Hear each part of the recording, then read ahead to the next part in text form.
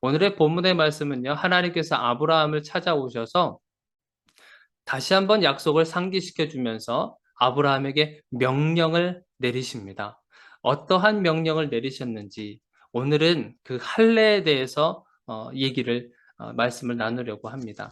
어떻게 하나님께서 명령을 하셨냐면 아브라함에게 우리 10절을 한번 보시겠습니까? 10절. 너희 중 남자는 다 할례를 받으라. 이것이 나와 너희와 너희 후손 사이에 지킬 내 언약이니라. 하나님께서 언약을 이야기하시면서 이 할례를 반드시 받으라고 하시는 거예요. 할례가 도대체 어떤 거기 때문에 어떤 건지, 어떤 의미를 가지고 있는지, 왜 하나님께서 할례를 받게 하셨는지 오늘 그것을 살펴보려고 합니다. 할례를 받는 방법, 여러분 할례가 뭔지는 아시죠? 여러분들께서 다 아시리라 믿습니다. 그 남성의 그 성기, 그 앞부분에 있는 그 포피를 베어내는 것. 오늘날로 말하면 남성의 어떤 포경 수술 같은 그런 거죠. 그 할례를 하나님께서 행하셨는데 그 방법이 그것을 잘라내라고 하는 것입니다. 그 포피를 잘라내는 거죠. 언제 그것을 잘라내냐고 하면 오늘 말씀해 보니까 난지 8일 만에 12절을 한번 보세요. 12절에 보니까 12절 마지막 부분에 한번 보시면 태어난 지 8일 만에 할례를 받을 것이라 그래요. 태어난 지 8일 만에 그 갓난쟁이지 않습니까? 피덩이 같은 그 아이. 그런데 태어난 지 8일 만에 이 할례를 행하라고 하는 겁니다. 왜 8일 만에 행하라고 했을까요? 이 당시에는 그 이유를 잘 몰랐었겠지만 시대가 흘러가면서 우리가 의술이 발달하고 그리고 의학적으로도 그렇고 생물학적으로도 많은 발전이 있었지 않습니까? 그것을 통해서 발견한 것이 뭐냐면 우리가 상처가 나면 피가 나지 않습니까? 그리고 살이 만약에 찢어지거나 그렇게 됐을 때 그 흐르는 그 피가 응고가 되는 데 있어서 가장 빨리 응고가 되는 시기가 이 태어난 지 8일째 되는 날이 가장 빨리 응고가 된다고 합니다. 우리 안유영 집사님 또 의사 선생님이 계신데 더 확실하게 또 알 수 있는 계기가 되지 않을까 싶은데요. 아무튼 8일 만에 가장 빨리 혈액이 응고가 되는 시기가 이 태어난 지 8일째 되는 날이라고 합니다. 그래서 8일째 되는 날 하나님께서는 모든 아이들, 남자 아이들은 그 포피를 베도록 명령을 내리셨습니다. 그러니까 하나님께서 우리 사람을 만드실 때 정말 정교하게 만드신 거잖아요. 이런 것들까지도 다 계산해서 그냥 대충 우리 인간이 우연찮게 만들어지지 않았다고 하는 사실을 우리는 과학을 알면 알수록, 의학을 알면 알수록 더 그것을 뼈저리게 느끼게 되는 것 같아요. 하나님께서 정말 어쩜 저렇게 정교하게 만드셨을까? 하나님이 사람을 만드셨기 때문에 사람에 대해서 가장 많이 알고 계신 분이 우리 하나님이지 않습니까? 그래서 하나님께서 할례를 행하실 때 가장 적절한 시기에, 가장 좋은 그때에 하나님께서 할례를 행하도록 하셨습니다. 그 할례를 행하는 그 대상이 과연 누군가? 우리 12절, 13절에 보면 나와 있습니다.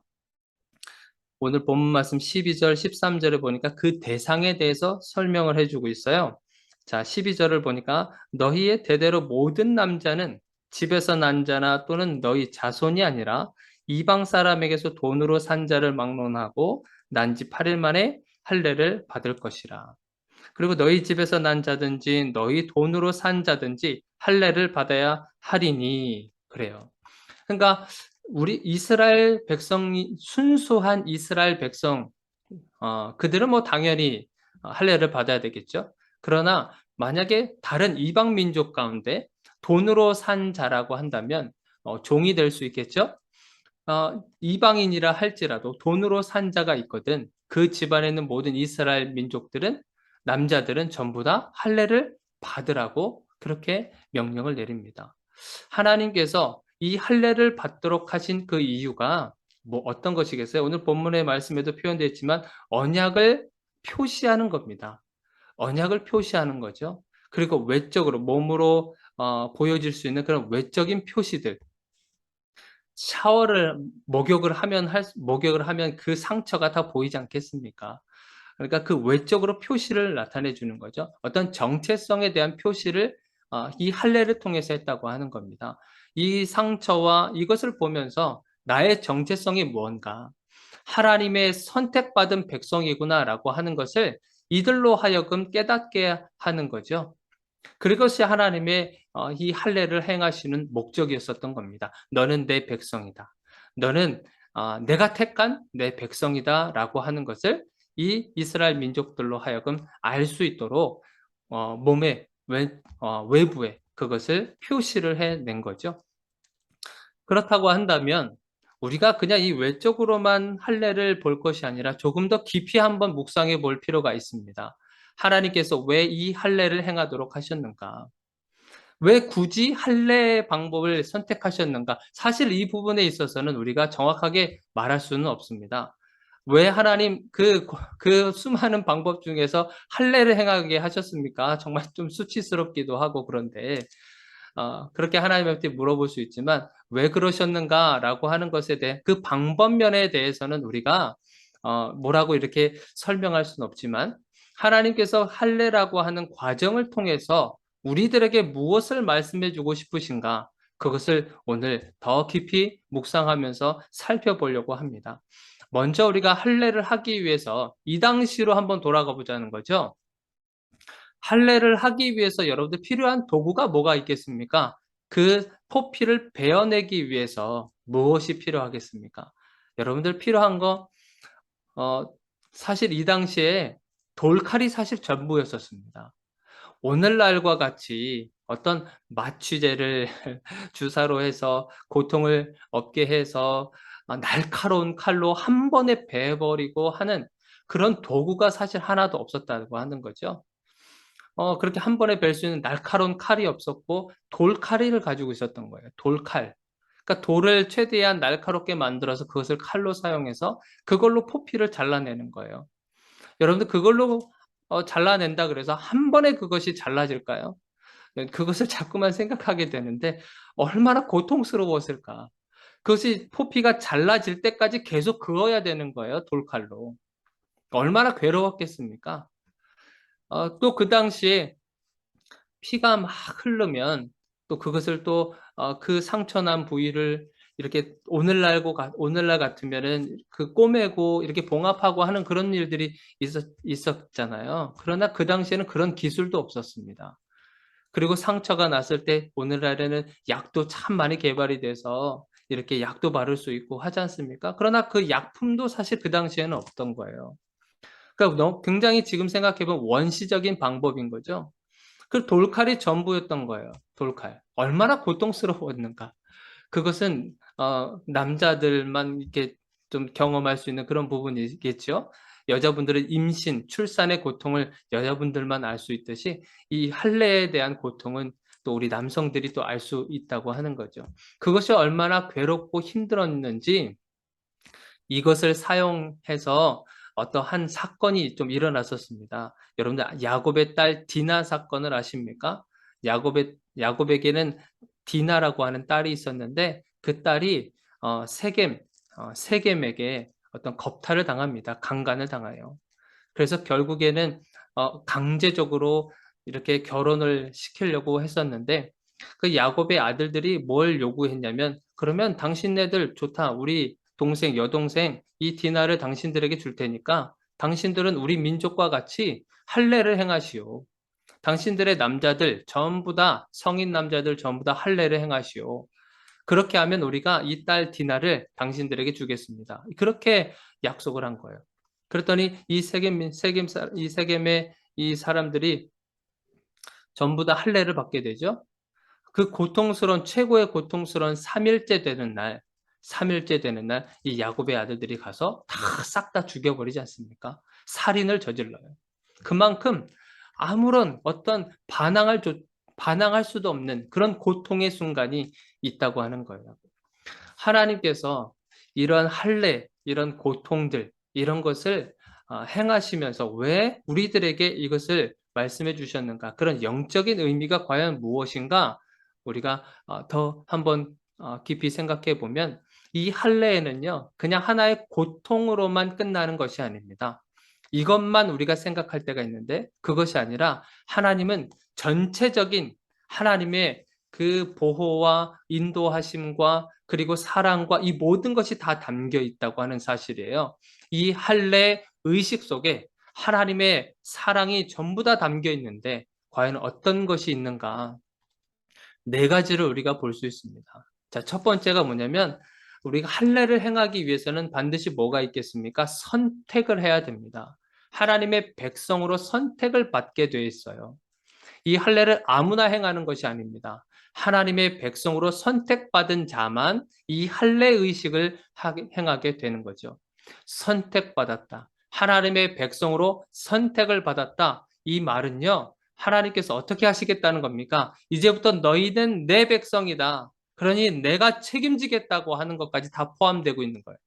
선택만 하시고 아무런 조치를 취하지 아니하시고 그냥 내버려 두면 이것은 정말 악한 신 중의 악인 거죠. 최악의 신인 거죠.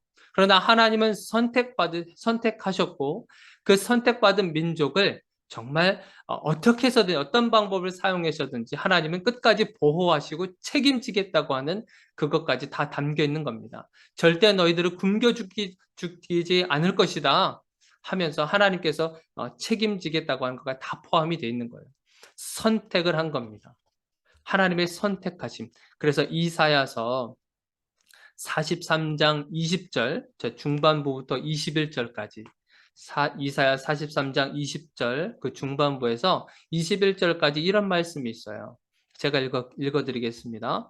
내가 광야의 물을 사막의 강들을 내어 내 백성 내가 택한 자에게 마시게 할 것입니다. 이 백성은 내가 나를 위하여 지었나니 나를 찬송하게 하려 합니다. 나의 택한 백성, 나의 택한 백성을 위해서 길을 내시는 거죠. 사막에 길을 내시기도 하고 사막에 샘을 넘쳐나게 하고 그리고 강들을 내시는 우리 하나님. 그러니까 하나님께서 선택한 백성에 대한 하나님의 인도와 보호가 여기 이 선택 가운데 다 담겨 있다고 하는 사실입니다. 그래서 하나님은 이 할례 속에서 하나님의 선택을 우리는 볼 수 있다고 하는 거죠. 하나님의 선택, 저와 여러분들을 하나님께서 선택하셨다고 하는 겁니다. 자, 그러면 두 번째는요. 이 할례를 통해서 하나님께서 우리에게 말씀해 주고 싶은 이 두 번째는 뭐냐면 고통이 따른다고 하는 겁니다. 약간 조금 슬픈 생각이 들어요. 하나님께서 선택하셨단 말이죠. 하나님께서 내 백성이라고 하고 책임지겠다고 해서 선택을 받았는데 이게 무슨 소린가? 고통이 따른다고 하는 겁니다. 고통. 아브라함을 여러분들 생각해 보시겠습니까? 아브라함을 하나님께서 선택했잖아요. 75세 때 선택해서 고향 땅을 떠나서 나오라고 했는데 약속 믿고 나왔는데 하나님의 약속의 땅에 들어갔더니 뭐가 기다려져 있어요? 기근이 있다고 하는 거죠. 얼마나 낙심하겠어요. 마치 그와 같은 거죠. 하나님의 선택을 하셨는데 우리가 생각했었을 때는 선택받았으면 앞으로의 삶이 참 평탄하고 평화스럽고 그런 풍요하고 그런 삶을 우리가 기대할 수 있다고 하는 거죠. 그런데 하나님께서 오늘 할례를 통해서 뭘 말씀해 주고 계세요? 하나님의 선택받은 백성으로 선택받았느냐? 그러면 뭐가 있다는 거예요? 고통이 따른다고 하는 겁니다. 고통. 여러분, 고통은요, 우리가 그동안에 학습되어져 왔던 것들로부터 탈피하도록 우리를 도와주어요. 이 고통, 결과적으로 말하면 하나님께서 왜 우리들에게 고통을 주셨는가? 그것은 우리가 그동안에 어떤 학습되어져 온 것들이 있지 않습니까? 삶의 방식들, 어떤 습관화된 어떤 행동 양식들, 어떤 세상 가치관들, 익숙한 환경들로부터 우리를 탈피하도록 돕기 위해서 하나님께서는 고통이라고 하는 것을 주시는 겁니다. 저희 가정에 우리 아이들, 우리 특별히 셋째 우리 소망이가 장수풍뎅이를 그렇게 좋아합니다. 아직까지도 장수풍뎅이와 사슴벌레를 너무나 좋아해요. 그래서 언제 한 번은 애벌레를 이렇게 누가 주신다 그래서 가져왔습니다. 저희 집에서 한 오랫동안 계속 이 애벌레를 키워왔어요. 그러고 나서 이 애벌레가 성충이 되기 위해서 이 번데기가 되는 과정이 있습니다. 그래서 그 번데기가 되고 성충이 되기까지 그 번데기 상태에서 이 옷을, 그러니까 탈피라고 하죠. 그것을 탈피가 되는 그 과정을 통해서 엄청난 스트레스와 고통을 받는다고 합니다. 그 고통을 이겨내고 해야 성충이 되는 거죠. 성충이 돼서 당장 나왔었을 때는 정말 그때가 최고 연약할 때라고 합니다. 어떤 외부로부터의 공격으로 어떤 보호받을 수 있는 그런 것도 아무것도 없다고 하는 거죠. 그런데 이 탈피 과정을 겪고 나서 성충이 되었었을 때 등껍질이 굉장히 딱딱하거든요. 그리고 힘도 굉장히 큽니다. 굉장히 세요. 어, 곤충의 왕이라고 불릴 정도로 이 장수풍뎅이가 그렇게 성충이 되는 거죠. 탈피 과정 속에서 이것을 이겨낸 이 장수풍뎅이가 정말 이 곤충의 왕으로 등극하게 되는 겁니다. 탈피 과정을 이겨냈기 때문에 그런 거죠. 마치 이와 같은 거죠. 우리가 하나님께서 왜 우리들에게 고통을 주셨는가? 우리에게 왜 하나님의 선택을 하셨다고 한다면 그냥 평안하게 살면 되는데 왜 고통을 주셨는가라고 우리가 질문했을 때 고통은 우리로 하여금 강하게 만들어주는 아주 유익하고 그리고 또 그 고통을 통해서 우리가 겸손함을 배울 수 있다고 하는 거예요. 우리에게 유익을 줄 뿐만 아니라 겸손케 만들어주는 것이 바로 이 고통이라고 하는 겁니다. 내가 잘난 줄만 알았는데 어떠한 고통을 통해서 내가 그렇게 잘난 사람이 아니었구나. 이런 걸 깨닫게 하게 되는 거죠. 겸손게 되는 겁니다.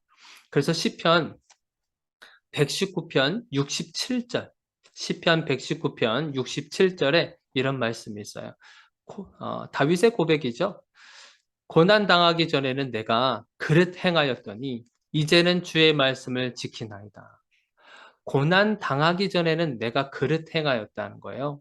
고난을 알지 못했을 때는 내 마음대로 살았던 거죠. 내 방식대로 살고, 내 가치관대로 살아왔고, 내가 왕인 것처럼 살았고, 내가 주인인 것처럼 살아왔고, 그렇게 살아왔는데, 이 고난이라고 하는 것을 당해보고 경험해 보니까, 이것이 나의 참 교만함이었구나. 이것을 깨닫게 되는 것을 발견할 수 있다고 하는 거죠. 그래서 또 한 번 119편 71절엔 또 이런 표현이 있습니다. 고난 당한 것이 내게 유익이라. 이로 말미암아 내가 주의 율례를 배우게 되었나이다. 고난 당한 것이 나에게 오히려 유익이 됐다고 하는 겁니다. 고난이 없었을 때는 정말 교만함이 하늘을 찌를 듯 하였는데 그렇게 하다 보면 결국엔 멸망의 길로 가는 거지 않습니까? 그러나 이 고통이라는 것을 통해서 우리의 겸손케 하고 우리로 하여금 유익하도록 만들어 주었다고 하는 겁니다. 그래서 하나님께서 하나님의 백성에게 그냥 평안한 삶을 주실 수도 있지만 이러한 고통을 우리에게 주셨다고 하는 겁니다. 이 세상 가운데 우리가 살아갈 때 이 고통의 순간을 겪어서 그것을 넘어간 자와 그것을 넘지 못한 자들의 삶의 모습은 완전히 다르기 때문에 그래요. 그래서 하나님은 우리로 하여금 이 할례를 통해서 주시고자 하는 것, 하나님의 선택이 있었고 또한 그 선택하면 반드시 고통이 따른다고 하는 그 말씀을 주시는 겁니다.